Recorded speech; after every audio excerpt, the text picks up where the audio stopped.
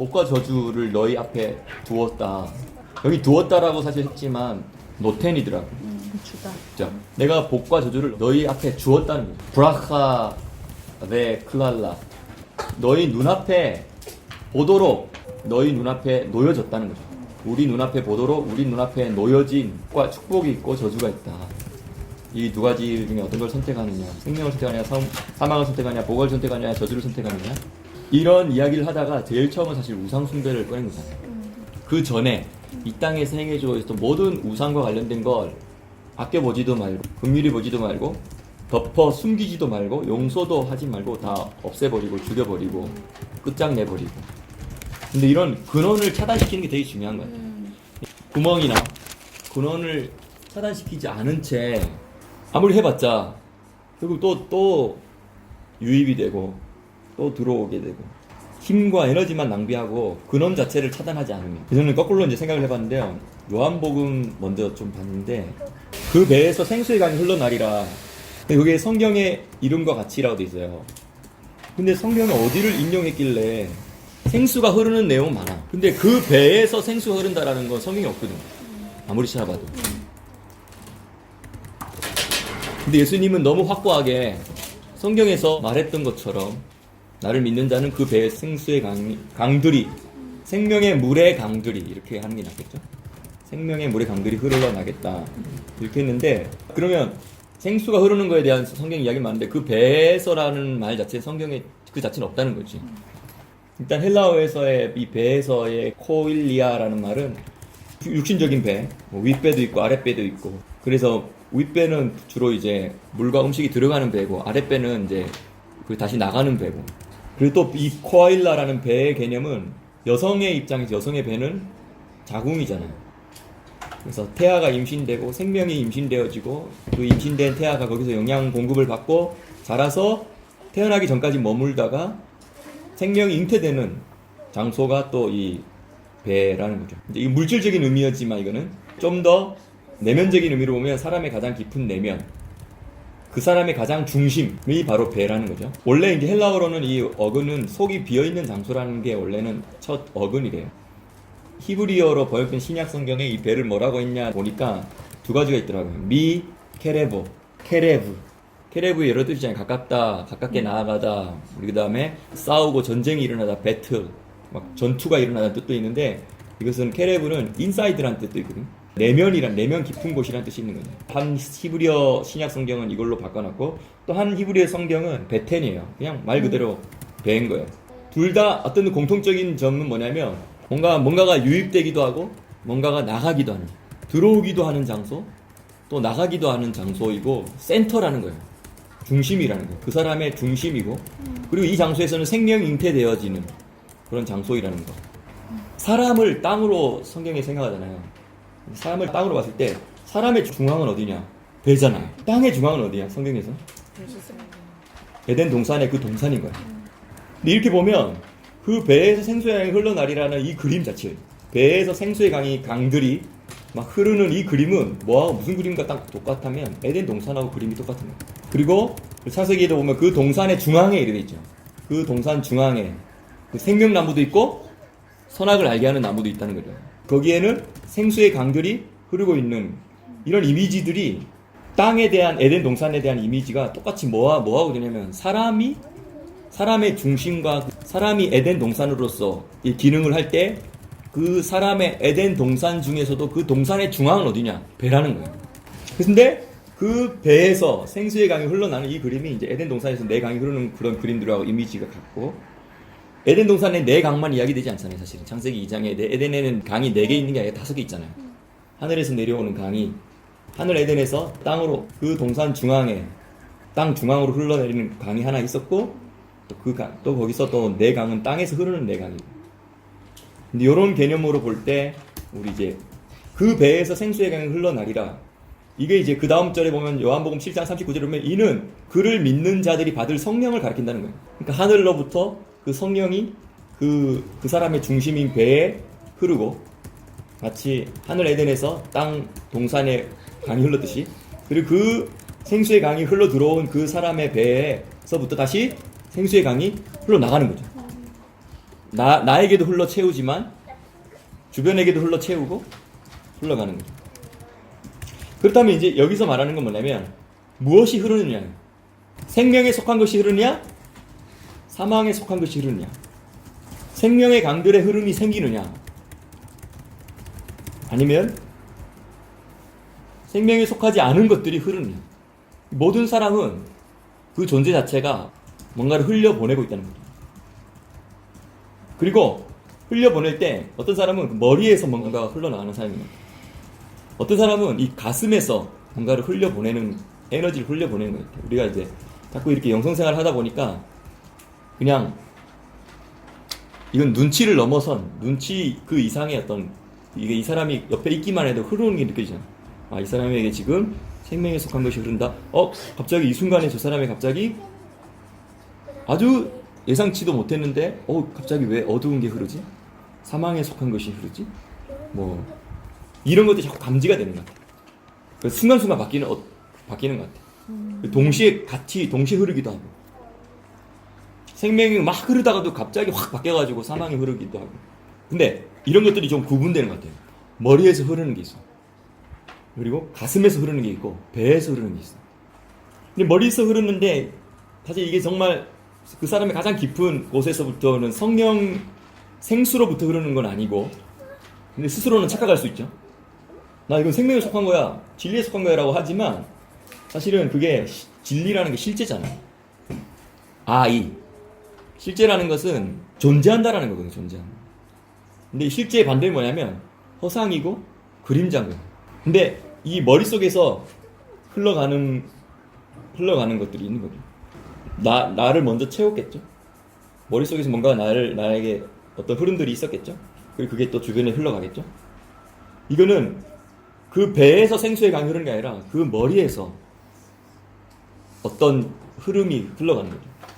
가슴에서 흐르는 것도 있는 것 같아요. 어떨 때는 막 어떤 사람을 만났을 때 머리가 이렇게 띵 할 때가 있잖아요. 머리가 복잡해지고 이 사람이 지금 머리에서 뭐가 흐르고 있고 그게 지금 흘러보내고 있구나, 이게 딱 보는 건데, 어떤 사람은 딱 만났을 때 가슴이 찡 하고 아프게, 심장이 아프든지 막 숨이 확 막힌다든지, 이거는 지금 이 사람이 그 심장 쪽에서나 아니면 그 가슴 쪽에서나 아니면 감정 쪽에서 뭔가를 흘려보내는 거예요. 그 배에서, 그 사람 가장 깊은 배에서 생수의 강이 흐르는 게 아니라 그 사람의 감정에서, 때로는 상한 감정도 있지만 특별히 상한 감정 같지는 않지만 사실은 또 상하지는 않은 감정인 것 같지만 사실 그게 흐를 때는 어떤 생명에 속한 것은 아닌 거죠. 허상이고 그림자 같은.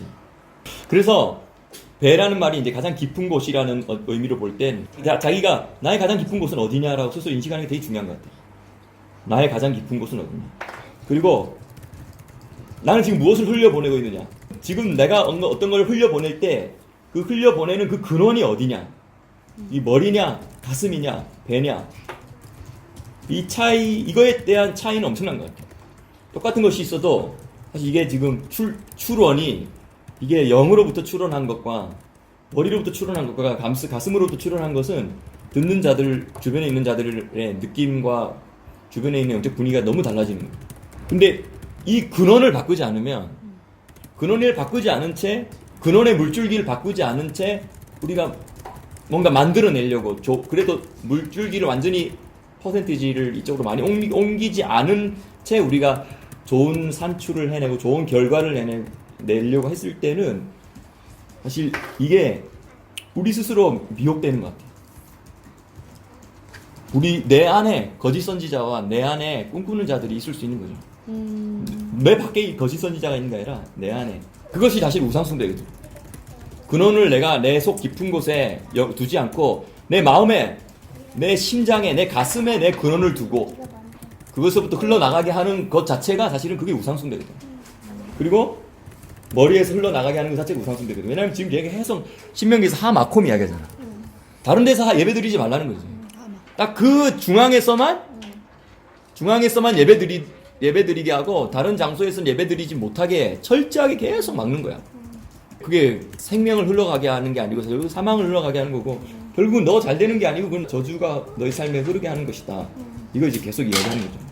진리라는 말 자체가 이제 진짜라는 말이고 사실 실제라는 말이잖아요. 진짜 존재하는. 근데 우리는 사실 우리의 생각 중에서 나는 이게 진짜 실제야 라고 생각하지만 우리가 생각하는 것 중에 많은 부분이 사실 허상이고 그림자인 부분을 실제라고 생각하는 부분이 있는 거야. 우리가 느끼고 있는 것 중에서도 나 지금 이걸 느끼고 있어. 그래서 이 느낌 때문에 나 괴로워. 근데 이 느낌이 사실은 실제가 아닌 거야. 거짓과 허상과 그림자에 사실은 그림자를 우리는 그걸 실제라고 받아들이고 그게 진짜라고 받아들이고 그거에 빠져들어가 있어. 결국은 그게 우상숭배가 되는 거죠. 근데 이거 하지 말라는 거죠. 나의 근원이 여기도 있지 않게 하고 여기 위에도 있지 않게 하고 그렇죠?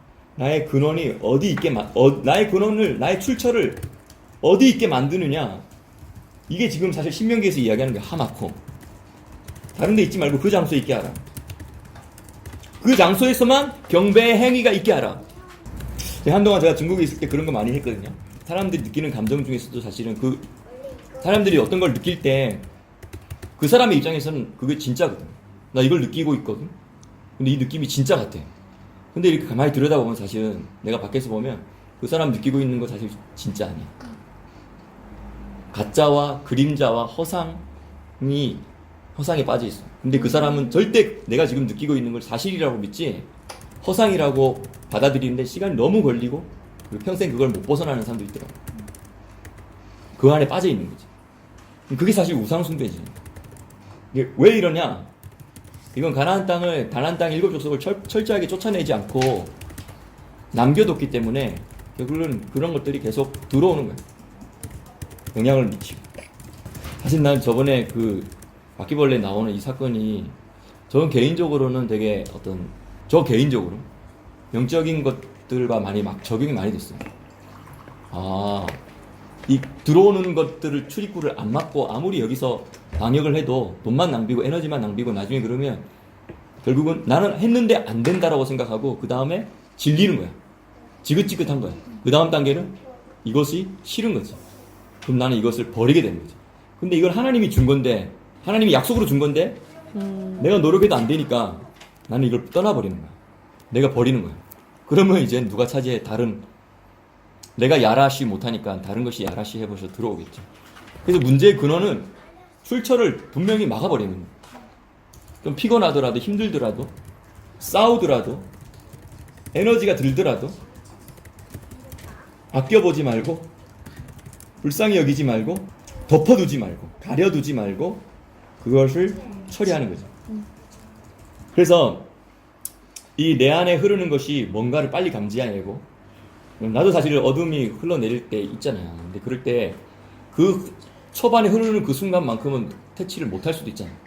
근데 이게 흘렀을 때 시간이 지나면서 내가 이게 퇴치가 되면 그것 안에 내가 매몰돼서 그 허상과 그림자를 실제라고 생각하지 않고 빨리 벗어나버리고 툴툴 털어버리고 하는 게 필요한 것 같아요. 이게 빨리 회개하는 거죠.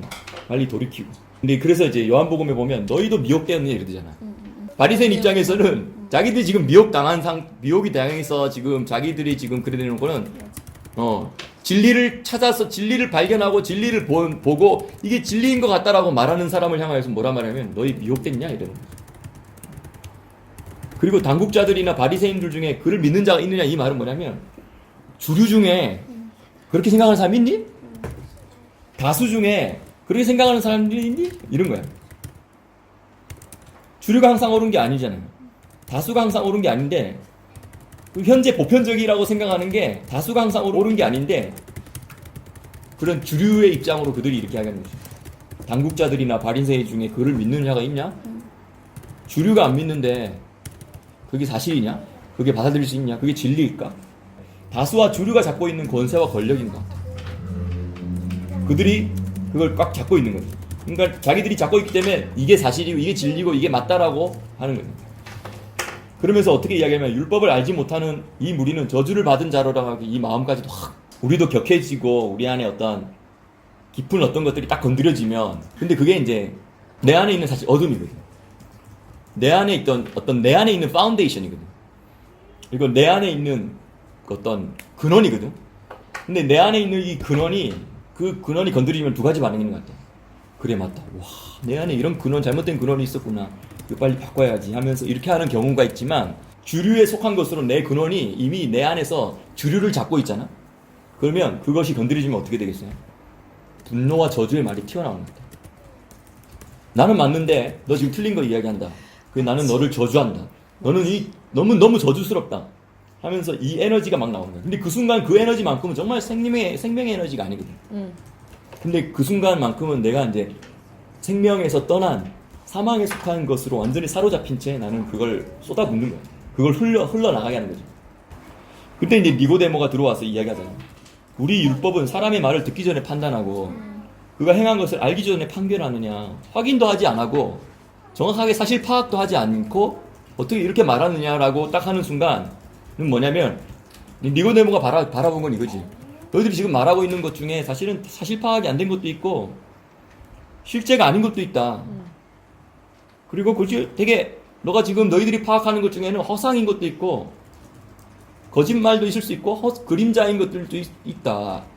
근데 너희들이 그걸 지금 정확하게 그것이 실제인지 아닌지 진리인지 아닌지 사실인지 아닌지 말을 직접 듣지 않고 행한 것을 직접 보지 않고는 어떻게 너희가 그 모든 것도 완전히 판결해가지고 저주까지 실어가면서 이렇게 너희 에너지를 쓰느냐.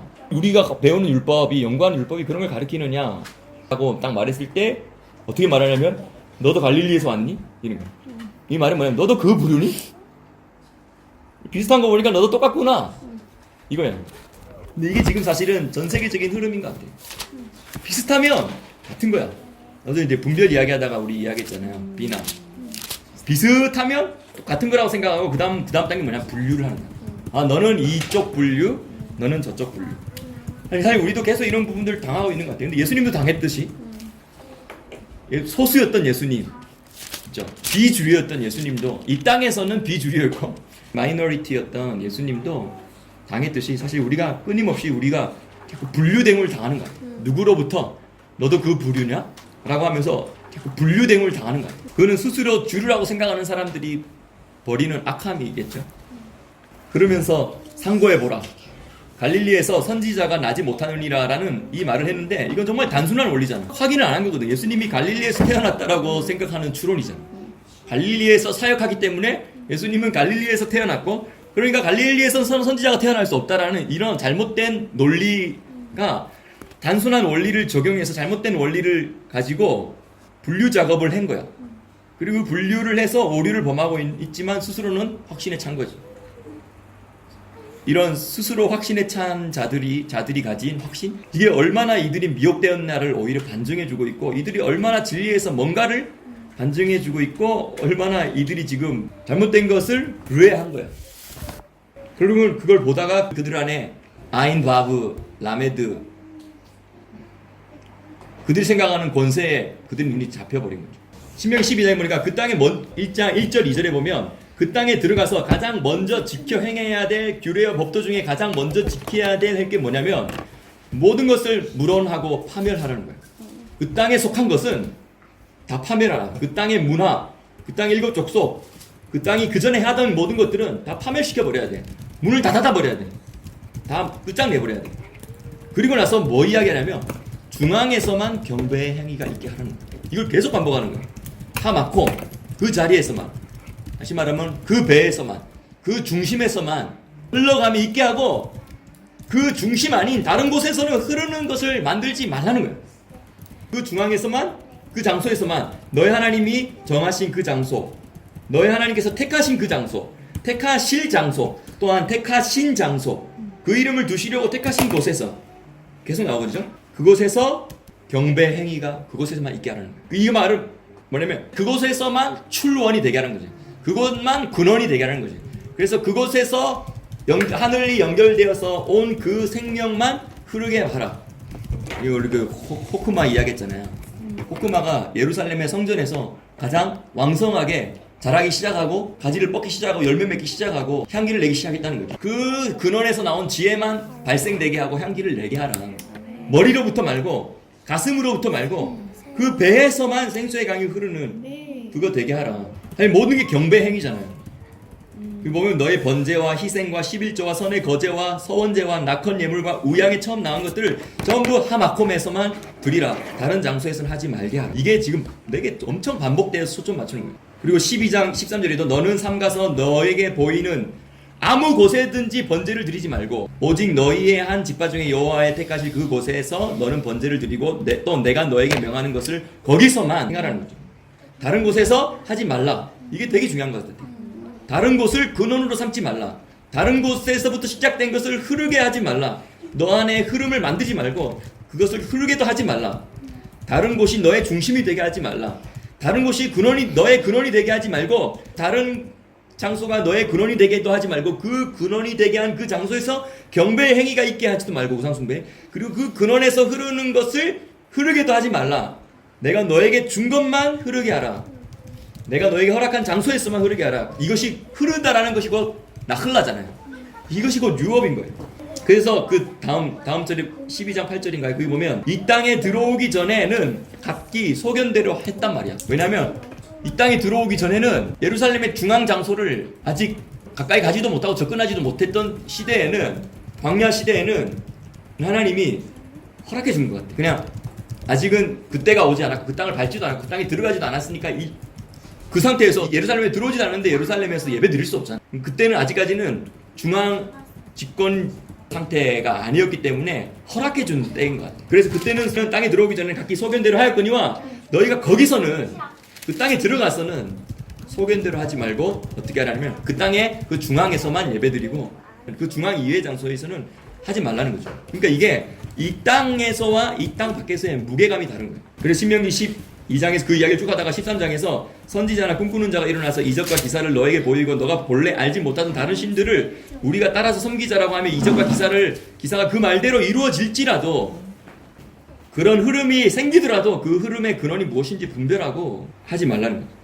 결국은 그 흐름에 따라가면 너희가 다른 장소에서 예배드리게 될 거고 다른 장소를 찾아서 근원을 삼게 될 거고 그리고 결국은 우상숭배 흐름을 만들어낼 것이기 때문에 그래서 이런 흐름을 만들려고 하는 자가 보이면 13장 18절에 긍휼히 보지도 말고 애석히 여기지도 말고 덮어서 숨기지도 말고 너 용서 없이 그를 죽이라. 먼저 그에게 손을 대고 백성들도 손을 대고 그 다음에 돌로 쳐서 죽이라는 거야. 근데 이거는 이제 1차적인 의미도 그렇지만 2차적인 의미는 내 내면적으로 보면 내 내면 안에 아직도 이 거짓 선지자적인 거짓 선생적인 어떤 것들 그리고 다른 근원으로부터 말하려고 하고 다른 근원으로부터 말한 것을 막 권위를 실으려고 하고 이 말 맞아.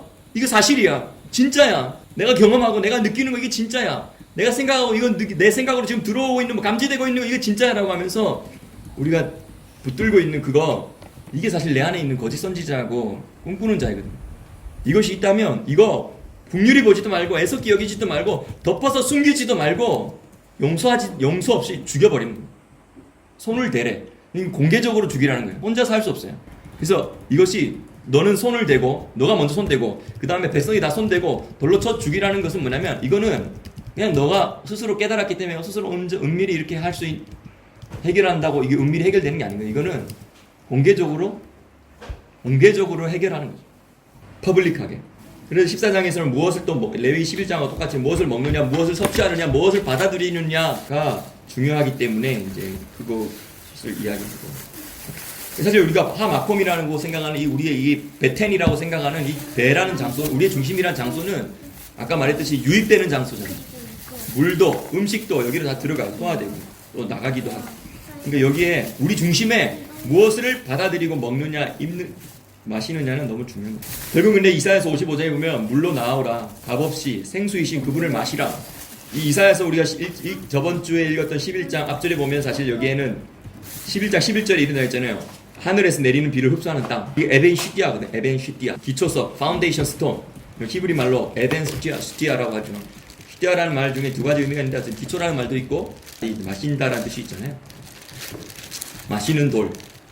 그 마시는 돌이 하늘의 것을 생수를 마시고 끌어당기는 그게 바로 파운데이션이라는 거죠. 이게 너의 기초가 되게 하고 이게 우주의 기초고 이게 천국의 기초, 에덴 동산의 기초다. 그러니까 다른 것을 흡수하고 그것을 기초가 되게 하지 말고 하늘에 속한 것만 흡수하고 너의 중심에서부터 근원을 만들고 이 근원에서부터 나오는 것만 흐르게 하는 것 이게 바로 이게 기초가 돼야 되고 이게 파운데이션이 돼야 돼. 여호와께서 권고하시는 땅 새초부터 새말까지 내 하나님 여호와님이 항상 그 위에 있는 땅. 신명기 8장 7절에 보면 내 하나님 여호와께서 너로 아름다운 땅에 이르게 하시나니 무슨 골짜기든지 산이든지 시내와 분천과 샘이 흐르는 땅.